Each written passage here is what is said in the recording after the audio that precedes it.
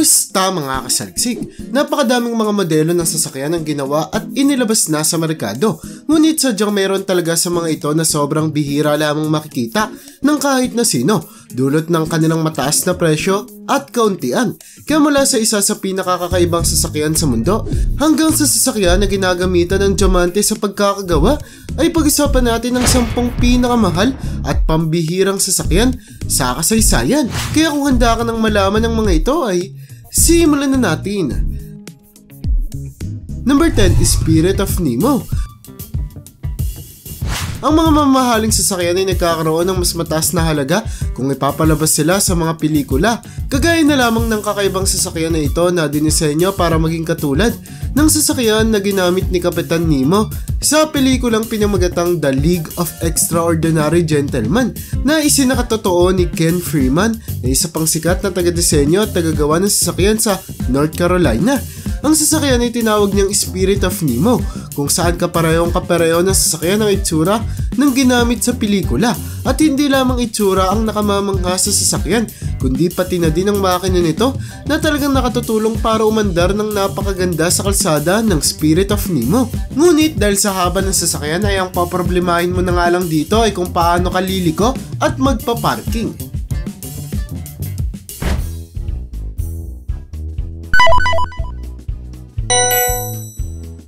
Number 9, Porsche 917. Alam mo ba na mayroong sasakyan na ginawa na noong ibinenta ay umabot sa 14 na milyong dolyar ang halaga? Ito ay ang Porsche 917 na inilabas sa merkado taong 1970 na kilala bilang isang sikat at napakagandang racing sports car, kung saan ito ang sasakyan na unang sasakyan ng Porsche na nakakuha ng pagkapanalo sa 24 Hours of Le Mans noong 1978-1971. Ang Porsche 917 ay kayang tumakbo sa bilis na halos 400 kilometro kada oras, kung kaya't hindi na dapat pang itanggi na sobrang bilis ng sasakyan na ito. Number 8, McLaren F1 LM. Ang McLaren ay hindi man kasing mahal ng Porsche 917, kung saan umabot lamang ng 13.5 milyong dolyar ang sasakyan nang ibinenta ito sa auction, ay hindi pa din may tatanggi na sobrang taas na ng presyo ng sasakyan na kung tutuusin ay mahirap nang maabot ng karamihan sa atin. Ang McLaren F1 LM ay isang sasakyan na mayroong napakagandang disenyo at itsura na ayon sa kumpanya ay nagmula lamang sa pagdisenyo ng luma nilang modelong tinatawag na F1 chassis. Ngunit mas dinagdagan na ng mas maayos na makina at ilang mga parte hanggang sa maging perpekto na itong racing car. Ngunit dahil inimprove lamang na disenyo ang McLaren F1 LM ay sadyang kakunti lamang ganitong uri ng modelo sa kasalukuyang ginagawa, kung kaya't dapat lamang nating isama ang kotse bilang isa sa pinakapambihirang sasakyan sa kasaysayan. Number 7, Maybach Exelero. Kung pag-uusapan lamang natin ang mga sasakyan na mayroong napakagandang itsura, ay kakaunti lamang ang makatatalo sa Maybach Exelero na inilabas sa publiko noong taong 2008, kung saan may presyo ito na 8 milyong dolyar na talaga namang bumigla sa madaming mga tao. Ngunit dahil kayang umabot ng sasakyan sa bilis na 218 miles per hour, ay hindi nakataka-taka kung bakit ganito na lamang ang presyo nito. Ang sasakyan ay mayroong V2 twin engine na ginamit din sa ilang mga Benz at Mercedes, kung kaya't sobrang high performance ng kotse na naging dahilan para madaming mga mayayamang tao gaya ng mga sikat na rapper ang bumili sa kotse. Hindi lamang dahil sa nakamamangha nitong kapabilidad, kundi dahil na din sa itsura ng sasakyan. Number 6, Pagani Huayra BC. Hindi man kasing mahal ng mga sasakyan sa ating tinalakay sa listahan na ito, ay sobra pa din kakaiba at pambihira ang Pagani Huayra BC na ipinangalan pa sa Diyos ng hangin, kung kaya't hindi may tatanggi na sobrang bilis nito. Dulot na rin na mayroong 6-liter twin-turbo charged V12 engine na sasakyan na kayang umabot ang pagtakbo sa 380 km per hour. Mayroon lamang isang daang Pagani Huayra BC na inilabas sa merkado noong 2012, kung saan tuluyan na silang naubos noong 2015. Pero kung sakali man na mayroong ibentang ganitong uri ng sasakyan sa merkado, ay kadalasan silang umaabot sa halagang 2.5 hanggang 2.8 million dollars. Number 5, Ford GT40.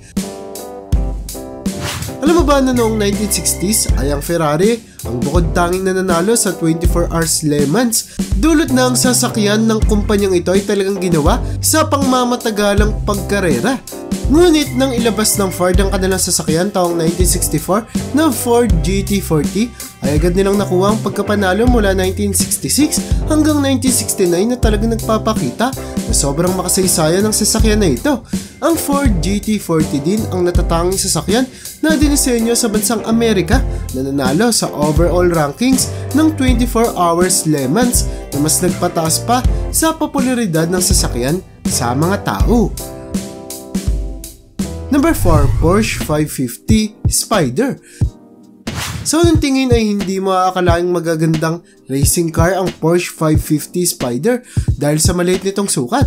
Ngunit dapat mong malaman na ang sasakyan ay ang isa sa pinakakinatatakutang race car noong panahon nito, taong 1950s, sa kategoryang 1 liter hanggang 1.5 liter, kung saan lagi itong pasok sa top 3 ng bawat karera, dulot na sadyang dinisenyo ang 550 Spider para maging racing car mula sa makina nito hanggang sa kanyang cooling engine.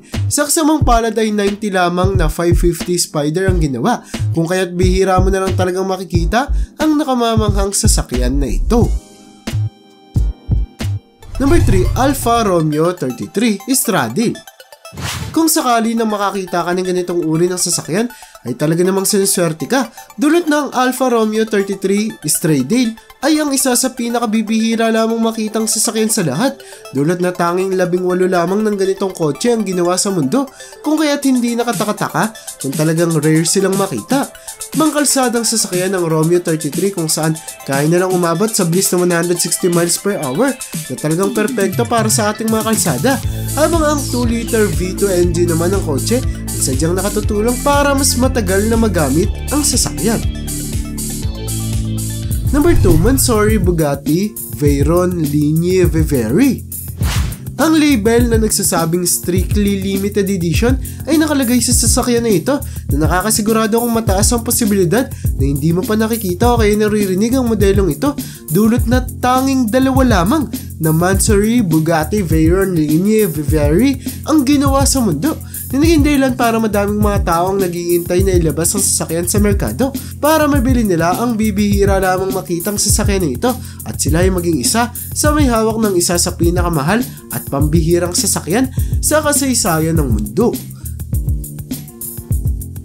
Number 1, W Motors Lycan Hypersport. Ang mga hypersport car ay kadalasan ginagawa para magkaroon ng napakagandang performance o kaya maging sobrang kintab na tila ba nakuha ng sasakyang W Motors Lycan Hypersport, kung saan kakaunti lamang ang ibang sasakyan na kayang pumantay sa itsura nito. Dulot ng sasakyan ay ginagamitan ng mamamahaling metal gaya ng platinum, ginto't pilak, at ginagamitan din ng diamante na nakadikit sa headlights ng sasakyan na talagang nagbibigay ng makintab nitong itsura na hindi katakatakang nagustuhan ng madaming mga tao, kaya't agad na pinagbibili ang sasakyan ng mga kolektor kahit na umabot pa sa 3 hanggang 4 na milyong dolyar. At yun ang bumabao para sa listahan natin sa video na ito. Kahit na mga sasakyan na ating tinalakay ay ginawa para gamitin panglabas sa kompetisyon o kaya naman ay para sumikat at kumita ang isang kumpanya, ay hindi pa din natin may tatanggi ng lahat ng sasakyan ay sadyang nakatulong sa buhay nating lahat, mapamahal man ang kotse o mura. Kaya para sa'yo, anong sasakyan ang pinakagusto mong mapasayo? Comment mo naman yan sa baba. At hanggang dito na lang muna ang aking bahagi. Hanggang sa muli mga kasaliksik, maraming salamat sa panonood. See you in my next video.